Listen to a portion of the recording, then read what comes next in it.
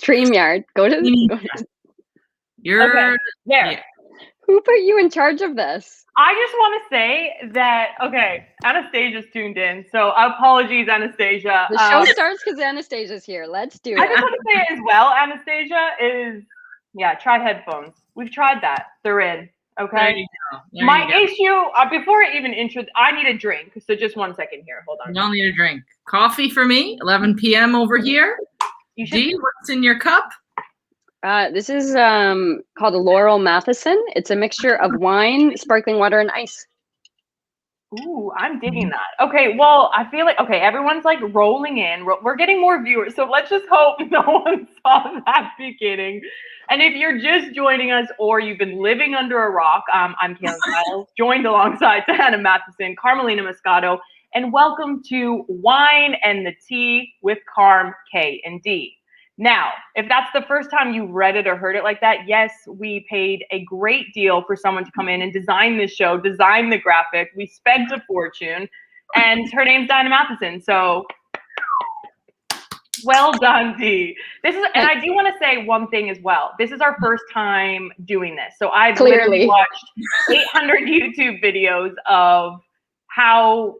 I didn't watch enough, obviously. I should have done 900 if I'm being completely honest. We got some people in our chat said, y'all doing great. Thank you. We know you're lying, but it's okay. We're going to take the compliment. Now, a little bit of why we started this. I genuinely have no idea. Dee texted me and said, I really think we should do a podcast video and have wine on it. You had me up. Yes, it is.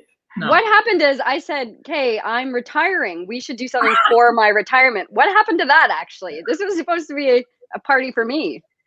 It is. You're joined with me and Carm, so it is a party. So don't. It's a party when we're involved. Yeah. Thank you very much.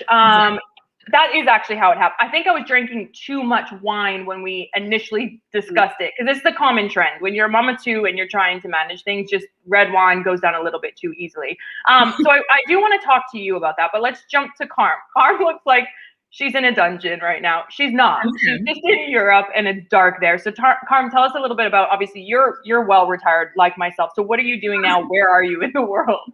Wow, you've been retired for ages, haven't you? Thanks for the intro. Yeah. So essentially, I moved my life. I packed my bags as we're used to, and I moved to Denmark to take my first professional coaching opportunity with an unbelievable club called FC Nordsjælland. So I'm in Denmark in a little bit of a dorm room, but that's okay. That's okay. I'm happy. That's the key. And I'm starting up a great program here and on the grass every day. So I am so happy. I want to talk about one thing too. If you guys, obviously, when we are prepping for, I can call this a podcast, or what is it called? Like a vodcast, a video podcast? That's new, isn't it? Vodcast. You should definitely call it a vodcast. It's a vodcast, and it kind of sounds like vodka. So it goes with like in keeping of what we want to talk about here. But when we were first like trying to test the waters and how this works, obviously we had some hiccups at first, but Carm was in this deep dark closet. Now I see you've gotten a ring light. Everyone can see you have a ring light because it's through your glasses. So thank you for getting proper lights for this show. There it is. No. Diana, you've obviously I don't like calling you Diana. I'm going to call you Dee, okay? Because I don't know why I called you Diana. Dee, you've obviously just retired. You were messaging me a couple weeks back saying, I was asking you, I was just being nosy, like what's going on with you? Where are you? We're going to be at the Olympics. Like, how's the injury? Obviously, injury has kept you out of the Olympics, and injury has also led you to retirement, which I'm sad about, but I'm also happy about because we get to share these moments. I got to work with you in 2019 for the Women's World Cup, and it was incredible because of not only your knowledge of the game, but just who you are as a person. This is what you told me to say, right? This is to me. What you sent me, yeah. No, I'm just kidding. But first off, a toast to Dee. Congratulations on a massively incredible year. Carm, I hate that you're drinking coffee right now. You really should have a whiskey if you're going to bed.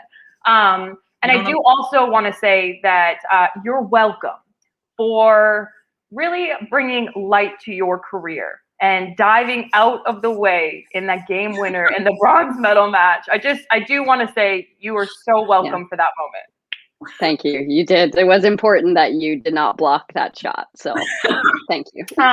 I do want to also touch on this show is all about you guys. So we created this, yes, because we want to be able to drink together and catch up and talk football or soccer, or wherever you call it in the world.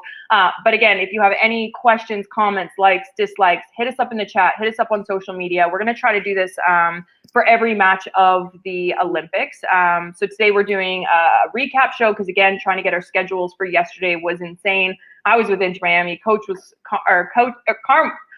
Carmen. Carm was coaching. D, you were Coach on TVC doing amazing things. So let's kind of dive into it. I think we're ready. So again, hit our comment section in here. People are saying y'all are doing great. I feel like you're Southern, and I like it. It means we have Americans watching, so that's great. Obviously, the Olympics this year, there's it's weird because it was supposed to happen last year. Athletes had the mindset of 2020 Olympic year. You really work your career and what's the word I'm looking for, Carm? You work your whole life to prepare for this moment?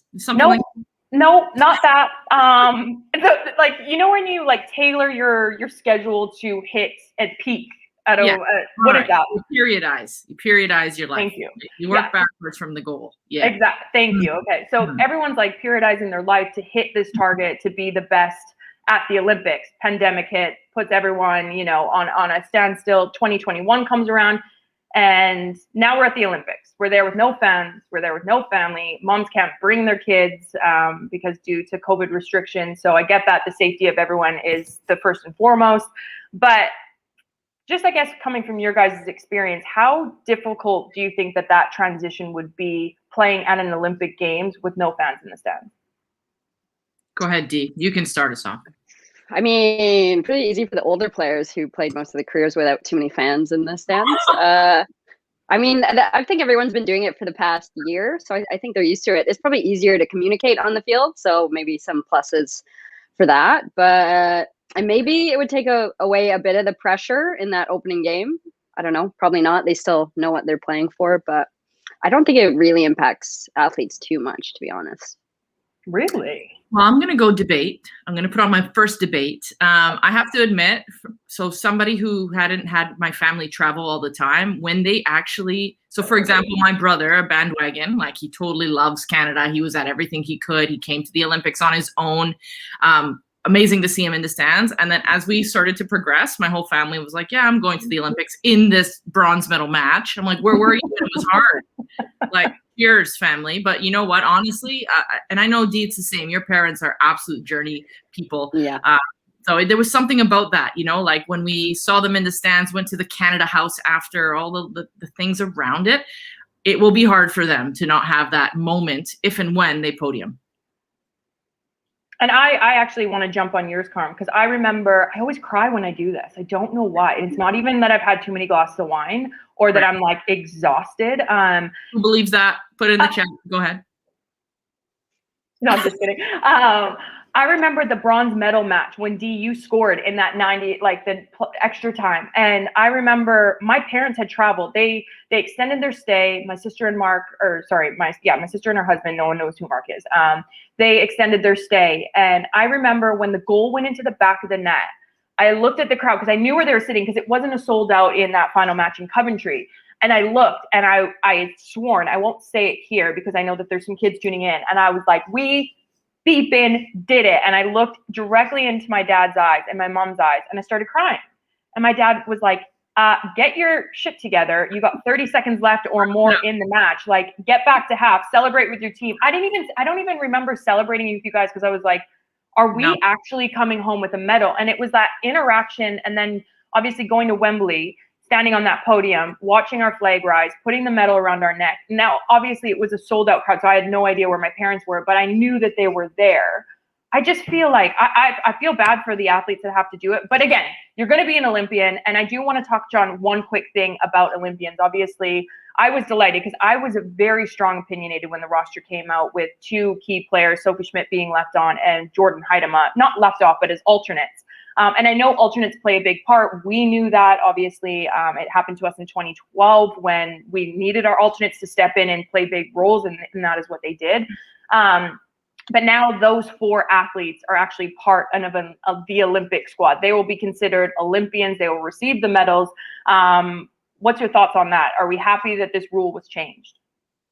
D. Yeah, I think yes, I think it makes a lot of sense. Certainly for COVID, they changed it. I think they still have to name an 18 roster for every game. So I think the alternates still have to be a part of one of those 18-person rosters to get a medal. So hopefully, I mean, hopefully everyone gets that chance. No, I think it makes sense. I would love to see someone like a Sophie Schmidt if we need her be available for the team and get on the field. Certainly in the Olympics we've been in, there's always been injuries. We've used several of our alternates. Yep. So I think it'll make a big difference for this too. And with Steph and the possible injury, she might miss a game or two. That means Erin McLeod is going to get on the roster. And amazing. Yeah, for Erin McLeod, like good on her. And I will say some of these players like Erin McLeod, obviously we have great goalkeepers in Canada. Everyone knows that. Caitlin Sheridan, Steph Labbe. But what Erin McLeod, even in Orlando, what she is doing, she stepped up in a game. I was on the broadcast a couple weeks back. Unbelievable. I'm like, as a player, okay, yes, but as a goalkeeper at that age, and I'm not going to say her age on here. I'm not going to air that out online. But how are you diving around at that age? Like my body hurt. Like I was watching games and it was like Erin McLeod in her 20s. It was amazing. So that is incredible to see like all of those players and Sophie Schmidt absolutely killing it in Houston. Carm, you got your finger up. Like, yep. Can I say something? Yep. So, I retired at 32. Body was done then, so it doesn't make sense.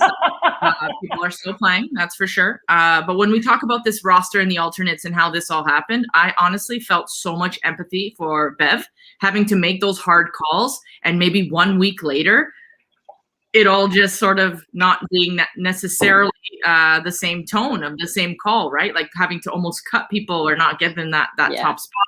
And now they have like a real chance to play. We all know from like a World Cup roster, 22 players is really hard to manage as well. It's just more players with less playing time. So when I look at it from a coaching perspective, I think it's wonderful because it was almost like this low to this super high. Now everyone's just happy to be part of it again. So it's so true. I want to jump into our comment section before we kind of wrap this up. I want to touch on the game, what we thought of it. I do want to give a shout out. Meg, she covers all the NWSL. She sent a tweet out for us to get some more viewers on. We have like 30 people on here for our first show. That's unbelievable. Yeah, Meg. We got CPL Wooden Spoon saying this is already incredible. Are you shocked? You shouldn't be shocked, all right? Look, I mean, let's just not be shocked about this. Trisha34 is saying, why does everyone say Canada lacks creativity and how does that change? Well, Trisha, today's your lucky day. We're going to dive into that because I do want to talk about the match. So the game ended up ending 1-1. Christine Sinclair, who other than her 300 appearances for Canada, her 187th goal. She's the all-time leading goal scorer for both male and female. Also, what I love is every news outlet here in America finally got their crap together and tweeted about it. Put a post. It was like Cristiano Ronaldo, Christine Sinclair, but Christine Sinclair was like on top. Like, finally people in the media get it. Like there's a women's league. There's players in the women's league that have better stats than the men. Sorry, Cristiano Ronaldo. Like, I mean, you look great on Instagram, but Christine Sinclair's killing you and on the field. What's a girl got to do? I mean, like, how many things can she accomplish in her life to get that notoriety? It's crazy to think that, it's taken this long, but we're here and we'll celebrate that. But that's, for me, mind-blowing. But anyways. It is. Okay, so 1-1 draw versus Japan. Sinky steps up in the 6th minute. Canada dominating. And then for me, kind of fell off in the match. Dee, what was your takes quickly on the first game of the Olympics for Canada? First game, super nervy. Given that, I thought we looked pretty good, especially strong start was important. I think I could definitely see what Bev's trying to do with the team. They were playing through the middle a lot. They were being pretty brave. Excuse me. Desi, lots of one touch through the middle. Quinny as well. So I liked a lot of that. When the game dipped a bit for Canada, I think they just weren't doing those things as well. They kind of reverted a bit to what we look like in 2019. And then just like not the best goal to give up, really. So I'm sure they were really disappointed in that result, given that we absolutely should have beat that Japanese team that was not looking all that strong. And the question's there, who's going to score? But it's coming, and my money's on Nichelle Prince specifically. We just got to start shooting, and we just need to start making some meaningful runs into the box. We're still missing those Melissa Tancredi runs in behind. they just weren't there enough in the game. And I think if they were, and if we were actually pulling the trigger on some shots, we should be good to go against Chile. And I love that you said that about Michelle Prince, because she has been lighting it up in the NWSL. And that's one thing that I've always commented on, just her clinicalness in that final third. And then she scored a worldie in the game I was calling. So she basically, I gave her the commentator's curse. But I love that you said that. Carm, what was your takes on the match? Yeah, I was excited to see the gap close between and Japan. You know, like it hasn't always been this way where we're totally in the match tactically. I think we have that Canada identity, that defensive organization. Could use a bit more teeth. Maybe if we're really being honest, maybe that bit more aggressive nature in Canada, I'd love to see, you know, as the tournament progresses, but, you know, game one for sure. And I thought my two favorite players on the day were Desi and Quinny. So, I mean, I thought they held it down for the team, and there were moments for others, but I would say over 90. I know Quinny got subbed out, but over 90 for Desi was excellent. I thought they were solid, really good. I love it. We're going to have to, I think Quinny's just being managed a bit. She had an injury after they had an injury after the She Believes. So they've just been managing their minutes. So it's really more that than anything, because Quinny has been playing fantastic for like a year now. They have been on absolute fire, and I've been enjoying watching them. And quick shout out, they were just the first out trans athlete to compete at the Olympics. I think there's a weightlifter that's coming up that's going to compete, but huge cheers to Quinny. Incredible. Quinny. Yeah, no, they've been so good in the NWSL as well. Obviously picked up the injury, but then when we saw them last night in the game, they were just so good in dictating the tempo, so quick through the midfield, getting on the half turn, the one touch around. And I just think, for me, you guys didn't ask my take, so I'm going to ask myself what my take of the match was. Analyst brain now. This could be the wine talking. I do agree. I think the back line, I think they got on the goal. It was bad all over the pitch. I think they got too high up. It was a 3v3 at the back, and then the misrunner between the two center backs, goalkeeper out of position, which is really unlike Keelan Sheridan at that in the goalkeeping role. I hadn't seen her make a mistake like that in the NWSL all season. She's been brilliant. That was a good finish, though. That was like classy little finish, like dipped right low. And I know she got caught out. But still. Is this my analyst time? You've had yours. You've had yours. But then I do think one area, because I thought that back, I'm going to sound like John Herdman here at the moment. I thought that back four and the midfield three were so good all game long, other than the goal. It's that front line for me, the two wingers, whether it's Prince or whether it's Becky. Becky kind of got caught out on the wing a little bit too far, too deep. I get it because of her service, but I would just love her to have that confidence up top, because you see it in training. She's such a good player, and she's so good at finishing. I just think it has confidence to do with Becky up top. Again, you guys all know what I think about Adriana Leon, okay? Everyone knows by now, so it's not really like a hidden secret. But again, anyone that's starting in this team deserves to start in the team. This is my Canadian side coming out. Obviously, I just want to see them do well and win, but I would have loved to see Dree come on a little bit earlier in that match when it started to open up, just because I think her ability. Said Kaylin for every game since 2016. No, I agree. I'm with you. Yeah. No, you're right. And yeah, I think like overall disappointed, but I think we clean up those runs in the box, and someone with a little more belief to shoot, I think we're in real good shape. I think there's something about that growing through the tournament and getting better every game. So we're on the right track for that. I think that's what the US is doing too. I think they're growing through the tournament at the moment. So we're in good shape. Chile's a good next game for us. And then we know exactly where we're at going into GB. So we're in good shape, and the groups are wide open. They really are wide open. The U.S., we always know the U.S. always struggle early in tournaments, and then they end up growing and winning the whole damn thing. Just quickly, because we are running out of time, we have an amazing guest coming on the show, and I learned, former player, boss-ass mom, and effing hilarious. So Aisha Alpha is going to join us in just a minute. So I do want to just quickly touch on that Chile game. What do they need to do in this match to win, D?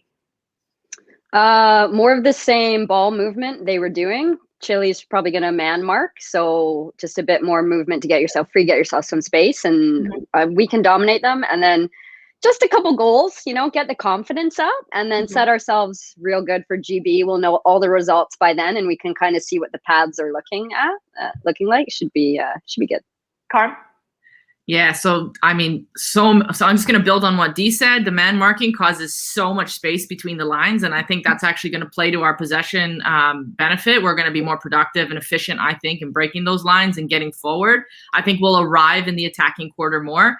And when I looked at Great Britain's goals, Ellen White with 2, very vulnerable in the box, even with Endler in there. So there's something around their defending the box, which is quite, poor at this point, and I think we can take advantage of that. Okay. Hey, Kay, what do you think?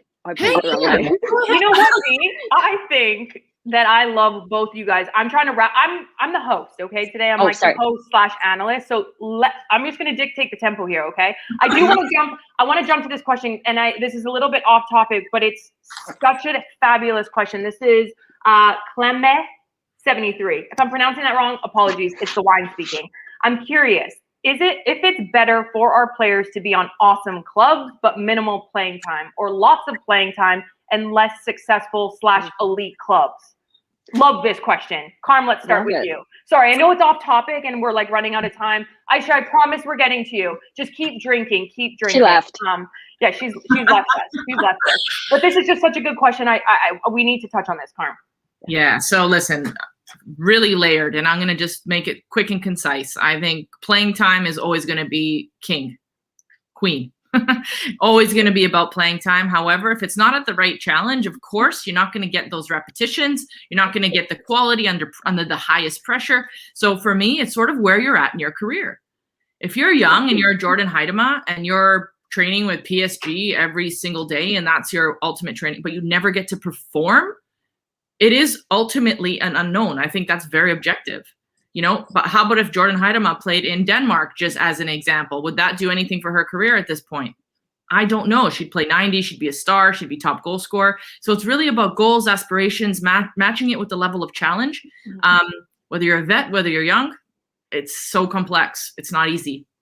Dee? Oh, that was such a good Carm answer. By the way, hey, I might have gotten it wrong at the beginning. Whoa. Not getting it wrong now, ladies and gentlemen. This is the question we're answering. Aisha probably told you how to do that too. Yeah, Aisha, thanks for the text behind the scenes. Go on. I agree with Carm. I think there was in one of Malcolm Gladwell's books, he had an argument for a big fish in a small pond and how that can be successful. And I think that's kind of the story of my career. I went to a university that wasn't a top soccer school.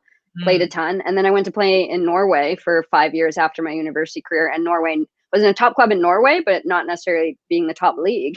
And I just played 90 minutes for the first, 10 years of my career out of university. And I think it paid off. I mean, I totally agree. Like players like Jordy and Jesse, it would be great. They need to be playing game minutes. But if I was in their shoes, I would have done the same thing, right? Like if someone was going to pay me a ton of money to go play for a top club, that'd be hard to say no to. I just want to say my first club I signed for, I was making bank. That's how you bought your house, right? That's why I'm still renting. No, anyways, I'm just kidding. I'm kidding. Okay, I do want to jump in. We have a little fun segment because we're all do we know how to remove this now? Yeah.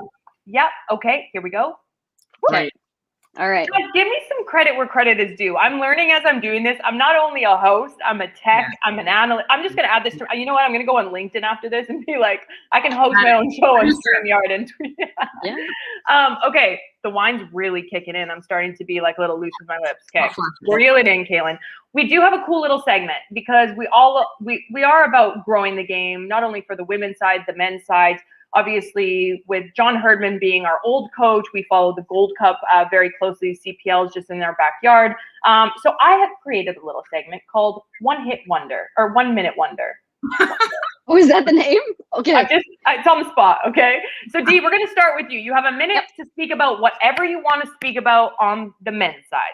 Go. Yeah, 1 minute to talk about men's football. Wait, I'm going to time you. Actually, I'm going to finish this. As soon as I'm finished this, then you're done. 1 minute for Carm and I combined. We don't need a minute each. Yeah. Okay, I'm quick. Okay. Okay, go. Men, I mean, anyone that watched this, maybe on the Canadian side knows, our men play again in the Gold Cup this, checks notes, Sunday at 7 p.m. Eastern against Costa Rica. I watched the game against the U.S., and that is the best I have seen Canada play. John is doing a great job. He's yanking players from all over the world, and we looked stronger than the US, and we were unlucky not to get a result. And I know we've got a few injuries, and we don't even have our top players, but they're looking good right now, and you should put some money on them to beat Costa Rica. I'm not encouraging gambling though. I do want to say that I jumped before I get to you, Carm. I'm jumping in here because okay, so where this is, you know, those hourglass that you like flip over. I'm flipping it back over just for a second to intervene before you get your 30 seconds. I just actually spoke to John before because I was like, "Will you come on our vodcast?" He was like, "What the hell's a vodcast?" And I was like, "Well, it's like vodka." I'm just kidding. I'm making this up on the spot. He never said that. And I never told him a podcast. Anywho, besides the point. So he is going to come on, I think our next show, and he's going to bring Theo on, a player. So we'll join them all in. We'll talk Gold Cup. We'll talk about, you know, the men's national team. Why are you laughing at me? Yeah. Theo, a player. Look him up. Theo, a player. By the way. Yeah. Well, if everyone's Canadian, you know who he is. I'm excited. So. Hey, we're friends. I can call him Theo, okay? Anyways, they're going to join us. So I have to go through, if Richard Scott is on here, I have to go through Richard Scott. So Richard, just open up their schedule so I can get them on this next show because it's coming up. We don't even know when it's coming up. You're killing me, Kay. You're killing me. Yeah, you are. Richard Scott is for sure on Twitch right now. Yeah. This is why I get paid the big bucks to host all around the U.S., okay? I don't know if you've been living under a rock, D. Okay, anyways. Should we just jump? I'm going to head to a quick commercial break here. Hold on. Do I get 30 seconds or no? Oh, yeah, shoot. Go on. No. Yeah. I took your 30 seconds plus a minute. Go on, Carm, quick. Okay, I'll go quickly because you obviously don't even really want this segment. So what I'll say first, MLS just had 15,000 people in the stands with Toronto FC. Is that true or false? True. Orlando. Love it. Toronto's back up and running. Obviously being a Mississauga gal. Love it. Good stuff. I don't know much about the men's game, as you can imagine. I just sort of am a fair weather fan. As with regards to CPL, third season, going for like that sort of tournament format again, stationed in Winnipeg, players making a big statement with, please acknowledge the player union. Okay, something really important. I would encourage, you know, if you are a fan, just encourage that journey. It's so important for players to have a voice in Canada now and in the future. It's pivotal, has to be part of every future league that is ever in existence. So love that. Last thing I'll say about John, he's got this sort of touch of gold, and this whole team now. I know more men's players than I did with the 20 years I was on the team. It's crazy. The marketing, the ability for him to assemble a world-class team, working so hard in the background for them to shine in the spotlight. Like, it's just crazy. He's just got this weird way about him. And I'm totally interested in men's football now. It's nuts. Can I also say, I'm going to send a little tease. So this is like a little clickbait for all you people tuning in, all 56 of you tuning in. You two are creating something behind the scenes right now. I'm going to give everyone a little hint. It involves Canada. It involves women, and it involves a league. Take those hints, mash them together. We're going to touch on it later. It's another time. Another time, but anyways. Can we talk to Aisha? Yes. Okay, quick commercial break. That's our commercial. I don't know how to do commercials. Aisha! We're so sorry. Guys, it's fine. My child, like, you know, they were screaming. I didn't feed them. I refused. I was like, I can't leave my post, you guys. They said 10 minutes. And then if I leave, they might do something else. They might go see. I don't know. I need my bit of fame here, okay? Aisha, all I have to say is my kids are locked back in this room. I left crackers and I left milk. So let's just hope they're okay when we go back. Mine is only a few weeks old. So I felt like that might be tougher to do. But you know what? It's worth it. It's worth it. You know what I mean? You got it. Once you're part of a team, you're part of a team, baby. You're part of a team, baby. Okay, let's run. For people tuning in. Okay, bye. Thanks. It's been such a nice chat. Okay. Aisha, thank you so much for joining us. We really appreciate you. We'll speak to you next week, maybe.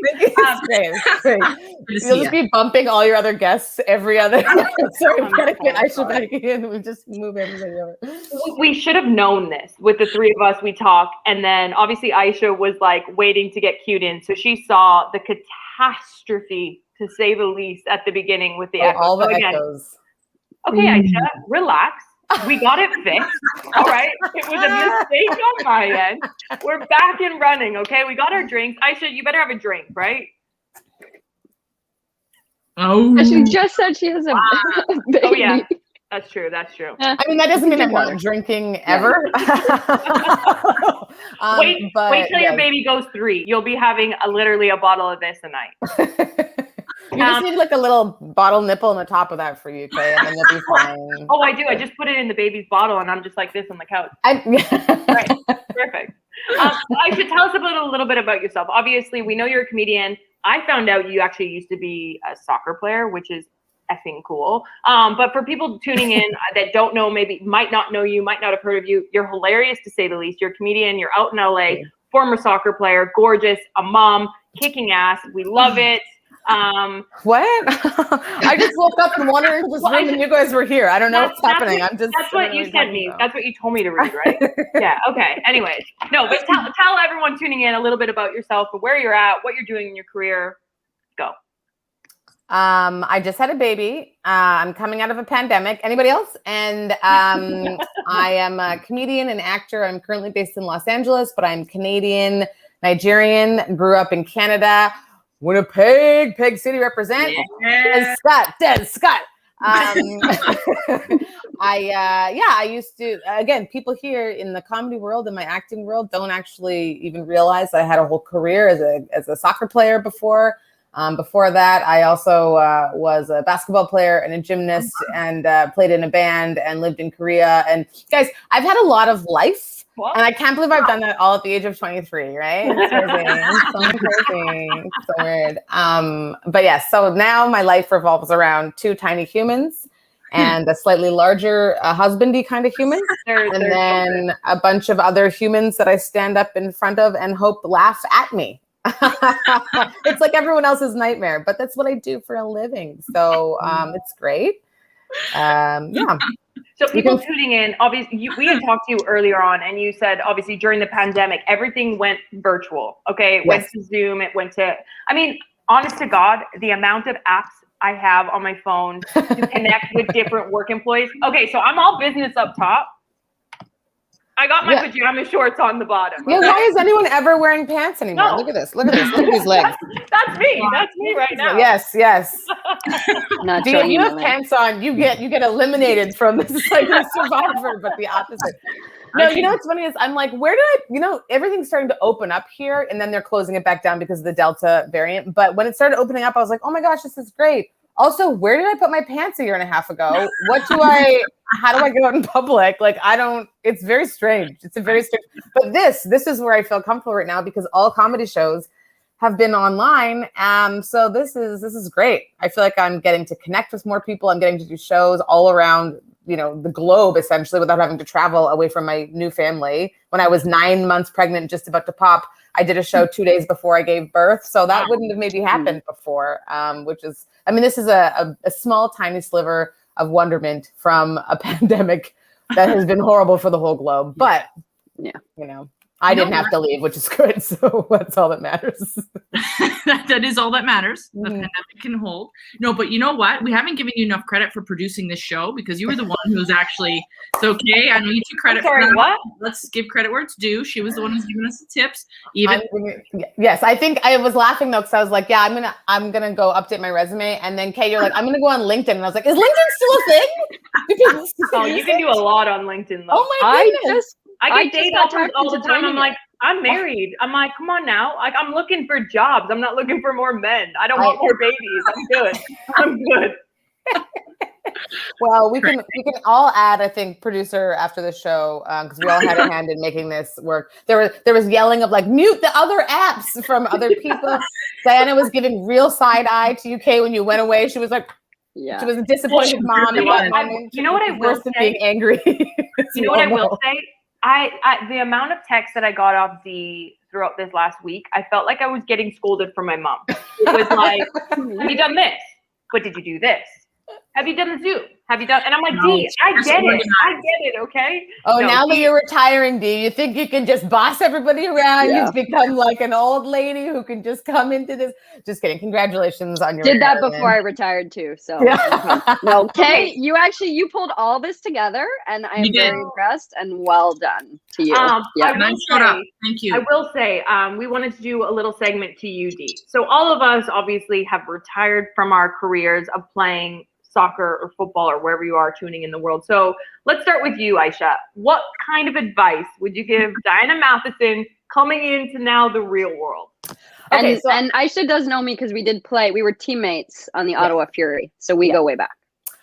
And I'll just put this out there. Diana Matheson, one of the nicest and best players of all time. Underrated, even though you've got all kinds of accolades. Still underrated. Still more people need to be like, she the best. Yeah. Here's what I would have to say. My retirement was a little bit less life-changing, I'd say, than all of your retirements, because at the time I was playing overseas in a Korean men's league. That's how I finished off everything. Was I went over there to teach English and stuff, and played in a men's league as the only woman. They didn't understand. They were like, "Are you men or are you women?" I was like, That's unreal. No worries. But it was like a shift. And then I came back home and I was like trying to figure out what I wanted to do. And I decided I'm going to try and play a couple of pickup games of soccer. So here's my advice to you. Don't do it.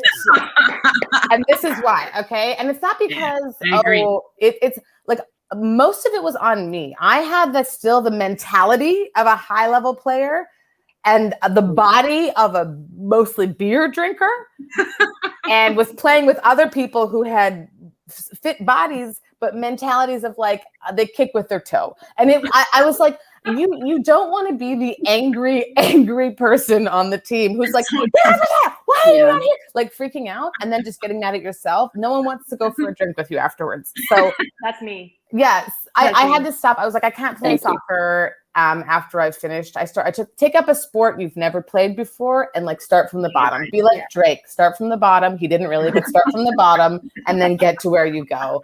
That's my best advice. Because you're a fantastic player and you're never going to be able to play with people as good as your best team that you left. It's all downhill. Here. I love that you said that because I play Tuesday night pickup with my work here at Inter Miami. So it's like people that work within the club, and it was the dying minutes. We were winning 11-10. Okay, 11. What a game! 11-10. I sprinted back from the 18 to the 18. Everyone tuning in knows I'm not fast. Okay, so probably pulled about 18 hamstrings if you have 18 hamstrings. Slide tackled our kit man for Inter Miami. And he was like, lost his head. He was like, this isn't the Euros. I said, it is. It's the World Cup. And I was like, and then we won. And I was like, who's with me? And everyone was like, no. Yeah. They're like, we've got families to take care of. We've got to go home and pay a mortgage. What are we doing here? Yeah. I texted my husband. I was like, I was the best player on the pitch last night. He was like, Kay, it's pickup. And I was still the best player. Anyways, Carm, advice for D. Well, I was told in the brief to not give advice. But nobody really cared about my advice. I just was remembering that. But anyways, I will give it anyways. I'll impose it. I would say give everything a good right go. Don't really know what's going on. Everything? Everything. More than others. Your risk level, ability to take risks is your choice. However, I did, and you just really need to try different things. You really don't know what you don't know. Go for it, and I'll end it there because we're going about 50 minutes here. Yeah. Okay. I just want to say we have to wrap the show up. We said this was. No, we don't have to wrap up. No, we do. It's literally. I have the live thing and the time. We've been doing 40 minutes. But the three of us went 20 minutes too long. We can't cut Aisha's part. No, we're not cutting Aisha's part. I'm cutting you two out. Me and Aisha are just gonna have a drink here together. You're just all gonna leave, and I'll just be here. Like, so anyone want to watch me breastfeed, or what are we doing now? Aisha, I want to ask you. Obviously, with the Olympics, it's been like a weird year. I feel like they creeped up on us, then they went to the COVID, and now they're creeped up on us again. So, is there one sport other than soccer that you find mesmerizing at the Olympics? Gymnastics. is my jam. I used to be a gymnast back in the day and had like really tough like Eastern German coaches. So I like knew all of the history of gymnastics and also. So it's like now like I love watching it to see the shifts and changes. I love seeing diversity in gymnastics. Yeah. I'm like all about it. The GOAT, she's American, but she's not sorry. Simone Biles. I mean, come on. She's got moves named after her. What? Who does new moves named after themselves the best? But gymnastics is always fun to watch because it's just, edge of your seat. It's the mix of all pure athleticism and then also the artistry. Also, weirdly, water polo. Ooh. Because unexpected. I'm not quite right. I played at the World University Games. You're just saying all the sports, and you're saying you've played them. Yeah. No, not water polo. I played soccer. Oh, okay. At the World University Games, and that was the first time I saw water polo because I had never, I'd never seen anyone play. I can't swim. I'd never seen anyone play these sports, and I went to go watch it. We went and watched a bunch of different sports like Roman Greco wrestling and stuff. We had no clue. We thought someone was going to do a body slam. No one did one. It was less exciting than we thought. But water polo was like, holy cow. I was like, somebody take me underwater. Their feet have to be touching. There's absolutely no way their feet are not touching. That is like a sport where you have to be so athletic. You have to be like a team, but also individual. And you're avoiding dying the whole time. You can drown at any point. So I heard water polo is actually the most aggressive sport in the Olympics because of the stuff that goes underneath the water. Oh yeah. My sister-in-law is a former water polo player, and it was vicious stuff that was going on. But those are the two main ones I'm really excited to watch and see. You can pay me to do water. Anything with like chlorine in a pool, my hair would turn green. So like keep me away from that. Absolutely. Okay, I want to do a couple of like rapid fire with you. Are you ready? Poor Carm. She's like, no, Carm doesn't get to talk. No, just Carm, go. Stop it, Carm. Go on, I was going to say your on-field attributes really work for water polo, Kaylin. I think you would be really good at other than the hair. It's like the hair and like the swimming. I'm like not as strong. Very aggressive. Small things. No, I was in the pool the other day with my son. Now, mind you, he has a cast, so we have to like wrap it up. He's had a cast for about 2 years now. Let's just be honest. He's nuts. He jumped off the side onto my back, and I literally screamed as if I was sinking in the Titanic. And I was like, like yelling at my husband. Harrison's like, what? And I was like, Hayden's tried to drown me. And he was like, Hayden's 3, and you're in the shallow end. So just put your feet on the bottom of the pool. No, yeah, you're dead right. Anyway, no, I'm gonna stay away from all water sports. They're like not my jam at all. Okay, we're gonna do some rapid fire at you. Are you guys ready? Is this for all of us? Or just Aisha? No, it's not for you two. So think of some rapid fire questions you want to throw in. Okay. I got it. I can't host, produce. Okay, I can't do everything. Okay. So Aisha, who scored the game winner in 2012 to get us the Olympic bronze medal? Diana.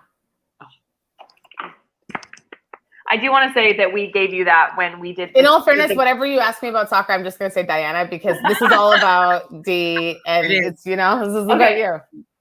Who is one of the only Olympians to represent the soccer team from Manitoba, Winnipeg? Des Scott, baby. That's too easy. Everyone from Manitoba knows each other. Everybody, it's true. It's bigger than you think. It is bigger than you think. I used to get mistaken for her after she came back from the Olympics all the time. And I told her, I'm like, Des, this is, I used to like message her and be like, I happened again. And she just started saying, can you just start giving autographs for me? Because like, I can't do it to everybody. I can't be everywhere at all times. So I was like a stunt double for Des Scott. So that's also going on my LinkedIn profile. Once I figure out why I would have one. I want to say our LinkedIns are going to be incredible after this. Long list. If we don't get hired, it could come down to personalities when we go in for interviews, but I do want to say our LinkedIns are fire. Perfect. Got it. Yes, LinkedIn all the way. Sponsored by LinkedIn. Put a little thing on the bottom, a little ticker tape of LinkedIn. Why are we mentioning them so much? I don't know. I don't know. We'll send them an invoice afterward. That's how it works. I'm not sponsored. I didn't sign off to this. Go on. Okay, I got a quiz question. You want me to go? Just thought of it. Okay, Go. do you know the 2 new sports in this Summer Olympics? Oh, okay. Karate? Nope. Is that one? Close. Is it not close? Is it going to be something that's not close at all? Like horse polo. What is it? That's just called polo. That's polo, yeah. I like to call it horse polo. Let's be specific here. I'm just going to do. I'm just going to throw a wrench in this. I'm going to say the sports I think should be included instead. Okay, and then one of them is competitive professional tag. Did you know that there is a league? And it's very interesting. I watched a whole documentary on it. It's pretty darn cool. I think it could get into the Olympics one day. And also just like dancing, but not even ballroom dancing, just like dancing for the club. Love it. I could get on board with that. I think that's tequila's in me. There could be different divisions. There'd be like dancing in the club, dancing, like romantic dancing. There'd be a few divisions. Dance revolution. That's is my favorite. Dee, I'm gonna need you to just give us like a 10 seconds of like the play-by-play of dancing romantic, please. I couldn't think of any other. I knew it was funny, but I couldn't think of any other examples, and I went with it. Okay, the answer, in case any of our viewers were wondering, is skateboarding and rock climbing. Oh no, karate wasn't. I didn't even know that. There you go. There you go. Okay. I do want to say, okay, so we have like 60 people watching, which is fantastic for our first show. Now, if you guys were here from the beginning, you know I'm not technically advanced at all. If you know how I can save this, go into our comments so I can save this, because I have some people saying, please make this rewatchable. This is fire. Wait, have we asked Aisha? Aisha, do you already know the answer? Aisha, do you know how do we save this? I'm not exactly sure, but I think that you might have had to start from the beginning. That's good to know. Anyways, next time. If you have been recording this illegally, because it's illegal, because we own it, send it to me, DM me, because this is probably one of those things I probably should have looked in. I was more concerned about my lighting, if I'm being honest, than anything. Okay, I have a question, Kaylin. Share the space, Kaylin. Who is the Canadian Olympian athlete who fought for maternal rights? I just read about. She was a water polo player, though, wasn't she? Mm-hmm. Almost. I think no. A horse polo player, obviously. Almost. Rock climbing. She was a skateboarder. A track.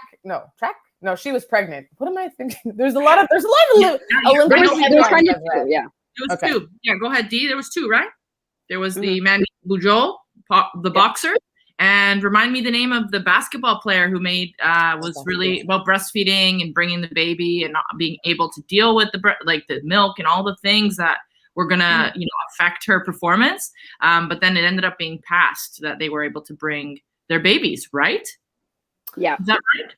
I can't believe that was in question, because if you, first of all, it's a danger, it's a safety, it's a health thing for your child. It's also a health thing for the mom because of mastitis and blockage and all these different things. But also, and I get it for like safety of COVID and whatnot, but any athlete who is also breastfeeding and has engorged breasts and has to deal with all that stuff should just be applauded, because that just makes it much more difficult to do. I didn't feed my kid for an hour because I was working out, and the I had boulders, and I was like, I'm so uncomfortable. I can't imagine playing a sport with that. That's amazing. I'm gonna do the devil's advocate on this, but in the same aspect as you, I never breastfed my kids. I did formula feeding, and I genuinely, if someone told me I wasn't allowed to bring my kids because you're not breastfeeding, you're formula feeding, I'd have been like, no, my kids are coming with me. It's insane. Like I had read a post, I think it was Alex Morgan, the women's soccer player for the U.S. women's national team. It's alarming. Like it doesn't make any sense. Like I get COVID and I get all of that, but at the end of the day, they're your kids. Like they need their parents there, where your mother or your father or whoever is taking care of those kids. I don't know. It doesn't make any sense to me. I can't imagine your boobs leaking after an hour workout. And also, it's only a problem for women, because men who have newborns don't have to worry about that. So that's a big thing. That's, again, another piece of inequality. No, but they do though. I'm going to play, if two gay couples, if they do have a newborn, you do have to do, like, you know, you might not be breastfeeding, but you need a caregiver. So no, but like, I'm talking about the breastfeeding in particular. That's not a physicality thing for men that they have to worry about at all. For sure. Nothing gets engorged on men if they don't feed their kid. That's all I'm saying. But if it was... See, that look, they're not kids watching. My face expressions. But just to that point, even if you are breastfeeding or you're bottle feeding, you should be able to bring your kid to totally. I think that's a whole other separate issue. You know what I mean? That's a whole other separate thing of just you should have your family. I'm angry. I'm an angry mom. Kaylin, it's going to be okay. Dee, what were you going to say?